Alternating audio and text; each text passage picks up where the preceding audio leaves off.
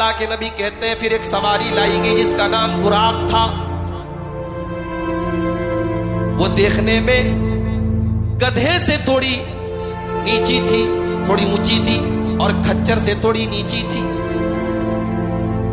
اتنی تیز رفتار وہ سواری تھی. اللہ کے نبی فرماتے ہیں یزو قدمہ عند اقصی طرفہ, جہاں تک انسان کی نگاہ جاتی ہے, منتہائے نظر تک جہاں تک انسان کی نگاہ جاتی ہے وہاں تک براق کا ایک قدم پڑتا تھا. اتنی تیز رفتار وہ سواری تھی. نبی اکرم کو سوار کیا گیا. ترمذی کے الفاظ ہیں جب اللہ کے نبی کو براق کے اوپر سوار کیا گیا, جبریل نے کہا اے براق کیا تجھے معلوم ہے آج تیری پیٹھ پر کون سی ہستی سوار ہوئی ہے؟ اے براق, اللہ کے تمام بندوں میں, اللہ کی تمام مخلوقات میں سب سے عظیم, سب سے کریم, سب سے عظیم مخلوق آج تیری پیٹھ پر سوار ہوئی ہے. آج اللہ کا پیارا نبی تیری پیٹھ پر سوار ہوا ہے. براق جو اللہ کی طرف سے ایک بڑی بہترین سواری بنا کر کے بھیجی گئی تھی. ترمذی کے الفاظ ہیں جب نبی کا نام اس براق نے سنا براق کے پسینے چھوٹ گئے. اللہ کے نبی براق پر سوار ہوئے. پھر وہاں سے براق کے اوپر سوار ہو کر کے آپ ہزاروں کلومیٹر دور ملک کے شام میں بیت المقدس پہنچے. دنیا میں 3 مسجدیں ایسی ہیں جہاں ثواب کی نیت سے آپ سفر کر سکتے ہیں. ایک اللہ کا گھر خانہ کعبہ ہے, ایک نبی کی مسجد مسجد نبوی ہے, اور ایک تیسری مسجد ہے بیت المقدس یا مسجد اقصی. اس کے علاوہ کسی چوتھی مسجد کا سفر ثواب کی نیت سے, نماز پڑھنے کے لیے آپ کسی بھی مسجد میں جا سکتے ہیں, لیکن گھر سے ثواب کی نیت سے کہیں کا سفر کرنا بخاری شریف کی روایت ہے. پیارے نبی نے فرمایا 3 مسجدیں ایسی ہیں جہاں کا سفر آپ ثواب کی نیت سے کر سکتے ہیں. بیت المقدس میں پہنچے آپ, بیت المقدس میں داخل ہوئے. نبیوں کی لائن لگی ہے. موسیٰ کھڑے ہیں, عیسیٰ کھڑے ہیں, ابراہیم کھڑے ہیں, نوح علیہ السلام کھڑے ہیں, سارے پیغمبر کھڑے ہیں. امام کا انتظار ہے. محمد الرسول اللہ داخل ہوئے. مصلی امامت کے اوپر اللہ کے پیارے نبی کھڑے ہو گئے. نبی اکرم نے سارے نبیوں کی امامت کروائی. گویا دنیا کو یہ میسج دے دیا گیا, او لوگوں, نوح علیہ السلام اپنے دور کے نبی تھے, ابراہیم علیہ السلام اپنے دور کے نبی تھے, موسیٰ اپنے دور کے نبی تھے, عیسیٰ اپنے دور کے نبی تھے, لیکن میرا یہ آخری نبی قیامت تک کا نبی ہے. یہ قیامت تک کے انسانوں کے لیے نبی بنا کر کے بھیجے گئے. اب ان کے بعد کوئی نبی آنے والا نہیں ہے. اور اب جب ہم قرآن اٹھاتے ہیں, اللہ نے پورے معراج کے واقعے کو ایک آیت کے اندر پیرو دیا ہے. صرف ایک آیت, قرآن مجید کے 15ویں پارے کی پہلی آیت کو غور سے پڑھ لو, سمجھ لو, معراج کو سمجھ لو. سبحان الذی اسری بعبدہ لیلا من المسجد الحرام الى المسجد الاقصى الذی بارکنا حولہ لنریہ من آیاتنا. بڑی پاک ہے وہ ذات, بڑی برکت والی ہے وہ ذات, بڑی اونچی ہے وہ ذات, بڑی عظمت والی ہے وہ ذات جو اپنے بندے کو راتوں رات لے گئی. مسجد حرام سے, خانہ کعبہ سے, مکہ مکرمہ سے بیت المقدس تک کا سفر اس نے اپنے نبی کو راتوں رات کرایا. غور کر رہے ہیں آپ؟ توجہ ہے آپ کی؟ معراج کا واقعہ ہمارے نبی کی فضیلت ہے بھائی. معراج کا واقعہ ہمارے نبی کی عظمت ہے. ہونا یہ چاہیے تھا, کلام ایسے ہونا چاہیے تھا, بڑا عظیم ہے وہ نبی جس کو معراج کرائی. اللہ نے اپنے نبی کی عظمت سے نہیں, اپنی عظمت سے کلام کو شروع کیا. اللہ نے یہ نہیں کہا بہت عظیم ہے وہ نبی جن کو معراج ہوئی, اللہ نے کہا بڑا پاک ہے, بہت بلند ہے, بہت عظیم ہے وہ رب جس نے اپنے نبی کو معراج کیا. اور ہمارے علماء بیٹھے ہیں, اللہ نے سبحانہ, سبحانہ کے لفظ سے شروع کیا ہے کلام. سبحانہ کہاں بولا جاتا ہے؟ جہاں تعجب والی کوئی بات ہو, آشچर्य جنک کوئی بات ہو, حیرت کی کوئی بات ہو. یعنی اللہ تبارک و تعالی سبحان الذی کہہ کر کے ہمیں اور آپ کو یہ میسج دے رہا ہے، یہ سبق دے رہا ہے، اے میرے بندے جب تو معراج کا واقعہ پڑھے گا، جب تو معراج کی تفصیلات سنے گا، قدم قدم پہ تجھے حیرت ہوگی، تجھے تعجب ہوگا، تیری عقل کام نہ کرے گی، تیرا دماغ کام نہ کرے گا، مگر ایمان اسی کا نام ہے، ایمان اسی کا نام ہے، جو تجھے بتایا جائے تجھے ایمان رکھنا ہے، تیری عقل میں آئے نہ آئے، تیرے دماغ میں آئے نہ آئے۔ سبحان الذی اسری بعبدہ، بڑی پاک ہے وہ ذات جس نے اپنے نبی کو معراج کرائی۔ ہماری شریعت عقل کو تسلیم کرتی ہے مگر عقل کے حساب سے نہیں چلتی۔ بھائی موزہ پہنتے آپ جاڑے کے دن میں، موزے پر مسح کرنے کا حکم ہے، اللہ کے رسول صلی اللہ علیہ وسلم نے کیا ہے، لیکن موزے پر آپ نچلے حصے پر مسح کرتے، نچلے حصے پر نہیں کرتے، اوپر مسح کرتے۔ بھائی جب موزہ پہنتے ہیں تو موزے پہ ڈسٹ اور گرد و غبار تو نیچے لگتا ہے نا، ہم مسح اوپر کیوں کرتے ہیں؟ حضرت علی رضی اللہ تعالیٰ عنہ نے، ترمذی کی صحیح روایت ہے، کہا تھا اگر دین کی بنیاد، شریعت کی بنیاد اگر عقل کے اوپر ہوتی، لاجک کے اوپر ہوتی تو موزے پر مسح نیچے کیا جاتا، اوپر نہ کیا جاتا۔ شریعت کی بنیاد لاجک پر نہیں ہے میرے بھائی، عقل پر نہیں ہے۔ ہر چیز کو اگر آپ عقل اور لاجک کے ترازو پر تولیں گے آپ مسلمان نہیں رہ سکتے۔ ایمان کا تقاضا یہ ہے، عقل میں آئے نہ آئے، میرے رب نے کہا، میرے نبی نے کہا، آمنا وصدقنا، ہمیں تسلیم ہے، ہم ایمان لاتے ہیں۔ بھائی ابو بکر صدیق کیوں ہے؟ وہ اپنی نماز کی وجہ سے ابو بکر صدیق نہیں ہے، وہ اپنے روزے کی وجہ سے ابو بکر صدیق نہیں ہے، وہ اپنے ایمان کی وجہ سے ابو بکر صدیق ہے، وہ اپنے یقین کی وجہ سے ابو بکر صدیق ہے۔ اور میرے نبی کو ابو بکر پر کتنا بھروسہ ہے، اللہ اکبر۔ بخاری کی روایت ہے، اللہ کے پیارے نبی فجر کی نماز پڑھا رہے ہیں، سلام پھیرنے کے بعد اللہ کے پیارے نبی اپنے صحابہ سے کہتے ہو، میرے صحابہ میں ایک واقعہ تم کو بیان کرنے جا رہا ہوں۔ پہلے کے زمانے میں ایک آدمی گائے کو لے کر کے جا رہا تھا، اچانک اس نے گائے کے اوپر وہ سواری کرنے لگا، گائے کے اوپر وہ بیٹھ گیا۔ جب وہ گائے کے اوپر بیٹھا تو گائے بولی، اننا لم نخلق لہذا، ہمیں سواری کرنے کے لیے پیدا نہیں کیا گیا، ہمیں تو کھیتی کرنے کے لیے پیدا کیا گیا، تو ہماری پیٹھ سے اتر جا۔ صحابہ نے جب یہ واقعہ سنا کہا کہ سبحان اللہ، اے اللہ کے رسول یہ کیا فرما رہے ہیں آپ؟ کیا گائے بات کر رہی تھی، گائے بول رہی تھی؟ میرے نبی نے کہا ہاں گائے بول رہی تھی، اور میں اس پر ایمان رکھتا ہوں، میرے نبی کہہ رہے ہیں میں اس پر ایمان رکھتا ہوں کہ وہ گائے بول رہی تھی، اور میرا ابو بکر ایمان رکھتا ہے، میرا عمر ایمان رکھتا ہے۔ صحابہ کہتے ہیں اس مجلس میں ابو بکر نہیں تھے، عمر نہیں تھے، مگر میرے نبی کو ابو بکر پر اتنا یقین تھا کہ میری زبان سے بات نکلے گی، ابو بکر انکار نہیں کرے گا۔ ابو بکر بننا یہ سب کے بس کی بات نہیں ہے میرے بھائی۔ عمر فاروق بھی کبھی کبھی کہا کرتے تھے نیکی کے معاملے میں میں بہت آگے رہتا ہوں مگر ابو بکر سے آگے نہیں بڑھ سکتا۔ تو میرے بھائیوں، معراج کے واقعے کی شروعات اللہ نے سبحان الذی اسری سے کی۔ بڑی پاک ہے وہ ذات، اللہ نے سبحانہ کا لفظ لا کر کے بتا دیا۔ معراج کا واقعہ سننے جا رہے ہو، عقل کو کنارے رکھو، دماغ کو کنارے رکھو، دل سے معراج کا واقعہ سنو۔ معراج کا تعلق دماغ سے نہیں، دل سے ہے۔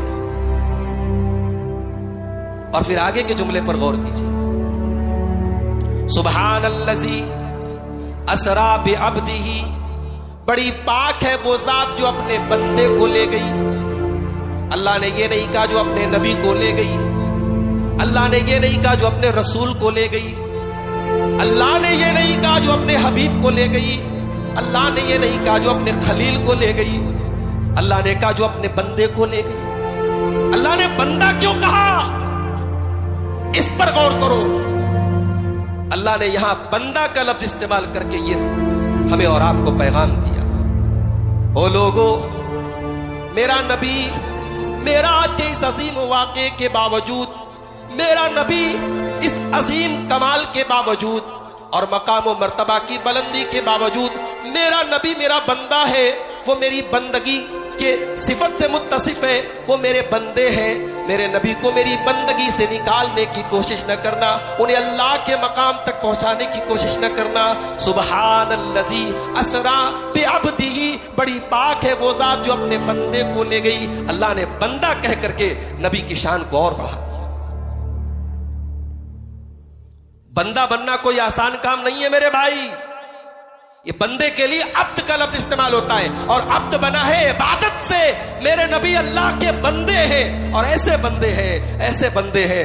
بخاری کی روایت ہے، اللہ کے نبی تہجد کی نماز پڑھ رہے ہیں، تہجد کی نماز پڑھ رہے ہیں، اور اتنا لمبا قیام کرتے اللہ کے پیارے نبی، آپ کے پیروں میں ورم پڑ جاتے ہیں، آپ کے پیر سوج جاتے ہیں۔ اما عائشہ کہتی ہے، اے اللہ کے نبی آپ کو اتنی محنت کرنے کی کیا ضرورت ہے؟ آپ تو اللہ کے آخری نبی ہیں، آپ تو اللہ کے آخری رسول ہیں، آپ کو اتنی محنت کرنے کی کیا ضرورت ہے؟ میرے نبی کہتے ہیں، افلا اکون عبدا شکورا۔ او عائشہ، اللہ نے مجھے اتنا اونچا مقام دیا، مجھے اتنا اونچا مرتبہ دیا، کیا میں اپنے رب کا شکر گزار بندہ نہ بنوں؟ کیا میں اپنے رب کا شکریہ ادا نہ کروں؟ میرے نبی رات رات بھر اپنے رب کی بارگاہ میں کھڑے رہتے تھے، رات رات بھر اللہ کی بارگاہ میں آنسو بہایا کرتے تھے۔ اسی لیے اللہ نے جب نبی کو معراج کرائی تو معراج کے واقعے پر بھی اللہ نے سبحان الذی اسرا بعبدہ کہا، بڑی پاک ہے وہ ذات جو اپنے بندے کو لے گئی۔ معراج کا واقعہ کیسے ہوا؟ بہت ساری روایتیں ہیں، میں خلاصہ آپ کے سامنے پیش کر دیتا ہوں۔ اللہ کے پیارے نبی اپنی چچا زاد بہن حضرت ام ہانی کے گھر میں لیٹے ہوئے تھے۔ یہ ابو طالب کی بیٹی تھی، ام ہانی بنت ابی طالب، نبی اکرم کی چچا زاد بہن تھی۔ اللہ کے نبی اکثر ان کے مکان میں جاتے تو وہیں آرام کرتا تھا۔ اللہ کے پیارے نبی کہتے ہیں میں سویا ہوا تھا، لیکن پوری طرح سے نہیں سویا تھا، سونے اور جاگنے کے بیچ میں تھا۔ اتنے میں مکان کی چھت پھٹی اور فرشتہ آیا، اور وہاں سے مجھے اٹھا کر کے کھانے کعبہ کے پاس لے کے آیا۔ اس کے بعد فرشتے نے فاستخرج قلبی، میرا سینہ چاک کیا۔ بخاری کی ایک روایت میں الفاظ ہے کہ حلق سے لے کر کے ناف کے بیچ کا حصہ چاک کیا۔ فاستخرج قلبی، فرشتے نے میرا دل نکالا۔ یہ دنیا کی پہلی اوپن ہارٹ سرجری ہے جو اللہ تبارک و تعالیٰ کے فرشتے جبرائیل امین کر رہے ہیں جناب محمد رسول اللہ صلی اللہ علیہ وسلم۔ فرشتے نے سینہ چاک کیا، دل کو نکالا، ایک سونے کے تشت کے اوپر محمد الرسول اللہ صلی اللہ علیہ وسلم کے دل کو رکھا گیا۔ سونے کا تشت کیوں لایا گیا؟ سونا سب سے قیمتی دھات ہے، اور میرے نبی سب سے قیمتی بندے ہیں اللہ کے، سب سے قیمتی بندے کے سب سے قیمتی حصے کو اللہ تعالیٰ نے سب سے قیمتی دھات پر رکھنے کو، سونے کے تشت پر نبی کا دل رکھا گیا، اور جبرائیل امین نے اس کو زمزم سے دھلا، اور پھر اس کے بعد اس دل کو اس کی جگہ پلانٹ کر دیا، ٹرانسپلانٹ کر دیا۔ نبی صلی اللہ علیہ وسلم کو کوئی تکلیف نہیں ہوئی۔ یہ دنیا کی پہلی اوپن ہارٹ سرجری تھی۔ اس کے بعد اللہ کے نبی کہتے ہیں پھر ایک سواری لائی گئی جس کا نام براق تھا۔ وہ دیکھنے میں گدھے سے تھوڑی نیچی تھی، تھوڑی اونچی تھی، اور کھچر سے تھوڑی نیچی تھی۔ اتنی تیز رفتار وہ سواری تھی، اللہ کے نبی فرماتے ہیں یزو قدمہ عند اقصا طرفہ، جہاں تک انسان کی نگاہ جاتی ہے، منتہائے نظر تک جہاں تک انسان کی نگاہ جاتی ہے وہاں تک براق کا ایک قدم پڑتا تھا، اتنی تیز رفتار وہ سواری تھی۔ نبی اکرم کو سوار کیا گیا۔ ترمذی کے الفاظ ہیں جب اللہ کے نبی کو براق کے اوپر سوار کیا گیا، جبریل نے کہا اے براق کیا تجھے معلوم ہے آج تیری پیٹھ پر کون سی ہستی سوار ہوئی ہے؟ اے براق اللہ کے تمام بندوں میں اللہ کی تمام مخلوقات میں سب سے عظیم، سب سے کریم، سب سے عظیم مخلوق آج تیری پیٹھ پر سوار ہوئی ہے. آج اللہ کا پیارا نبی تیری پیٹھ پر سوار ہوا ہے. براق جو اللہ کی طرف سے ایک بڑی بہترین سواری بنا کر کے بھیجی گئی تھی. ترمذی کے الفاظ ہیں، جب نبی کا نام اس براق نے سنا، براق کے پسینے چھوٹ گئے. اللہ کے نبی براق پر سوار ہوئے. پھر وہاں سے براق کے اوپر سوار ہو کر کے آپ ہزاروں کلومیٹر دور ملک کے شام میں بیت المقدس پہنچے. دنیا میں 3 مسجدیں ایسی ہیں جہاں ثواب کی نیت سے آپ سفر کر سکتے ہیں. ایک اللہ کا گھر خانہ کعبہ ہے، ایک نبی کی مسجد مسجد نبوی ہے، اور ایک تیسری مسجد ہے بیت المقدس یا مسجد اقصی.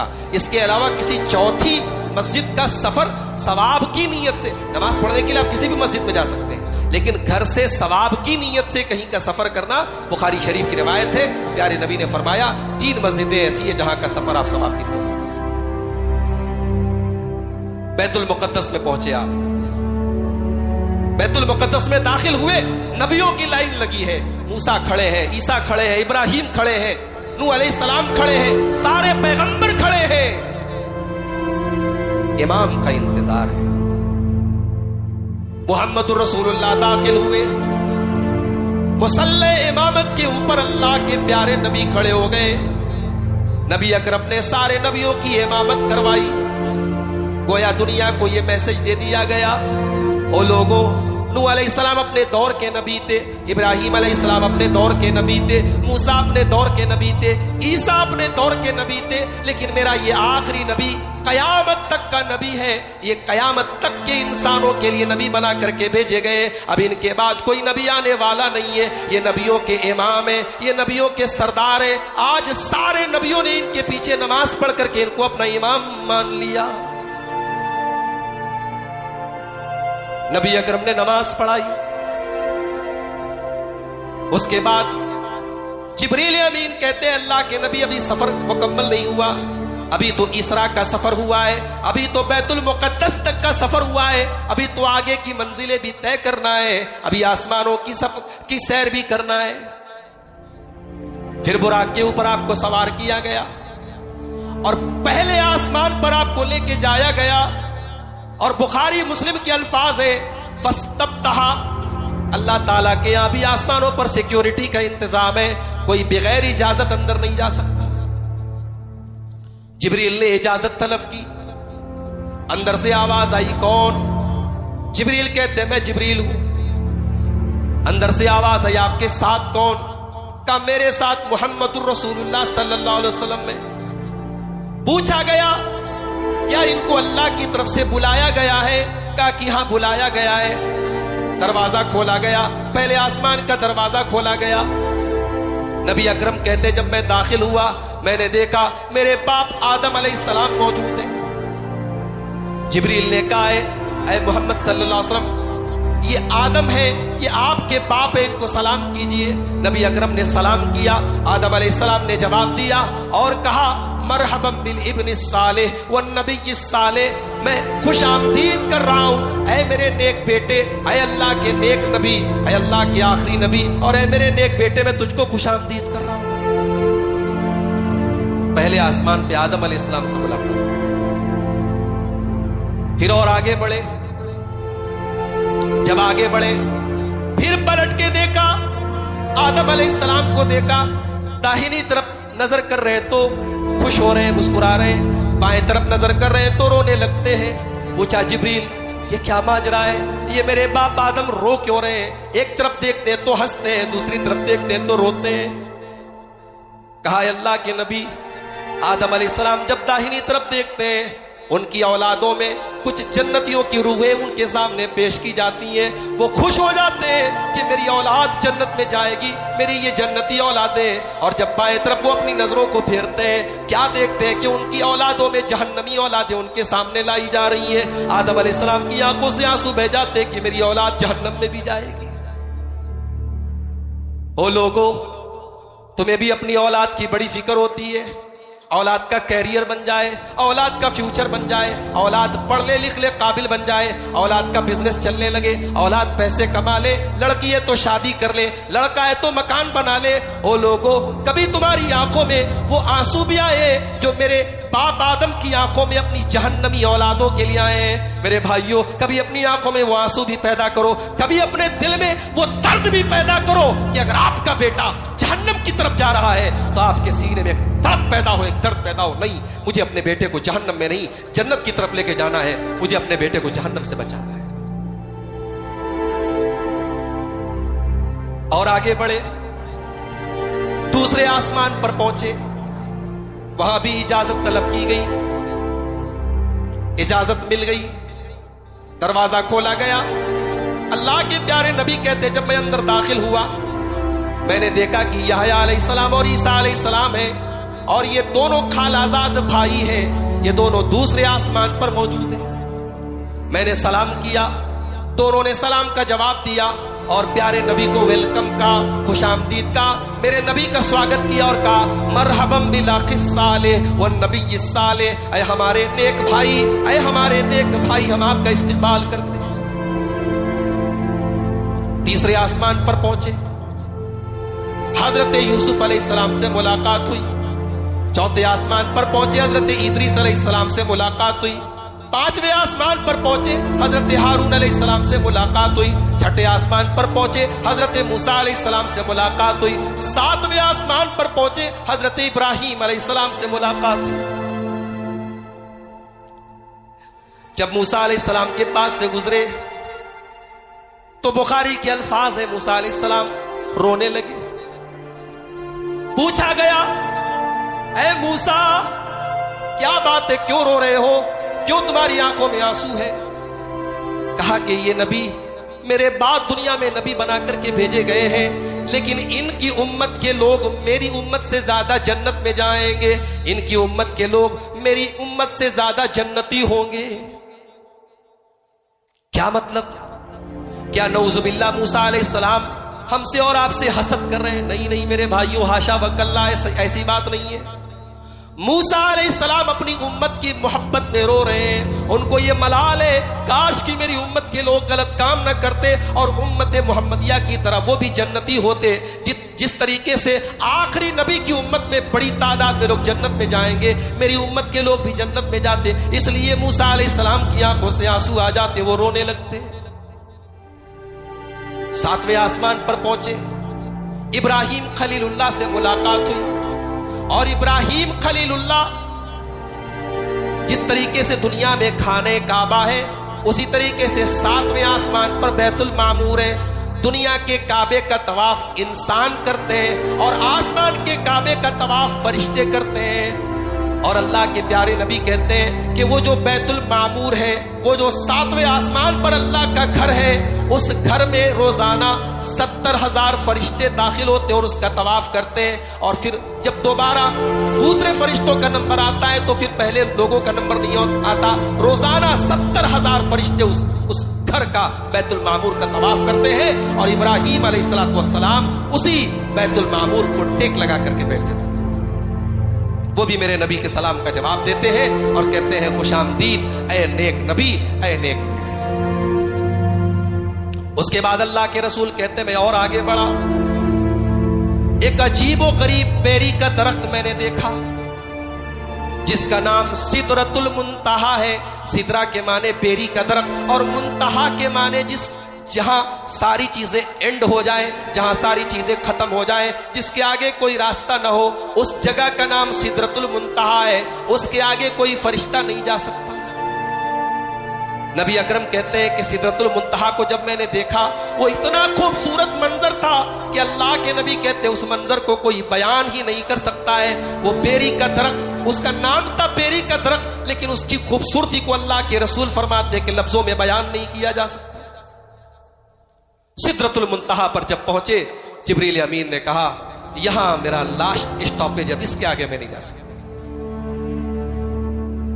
سدرۃ المنتہا پر جب پہنچے تو جبریل امین ایک پیالے میں دودھ لائے اور ایک پیالے میں شراب لائے۔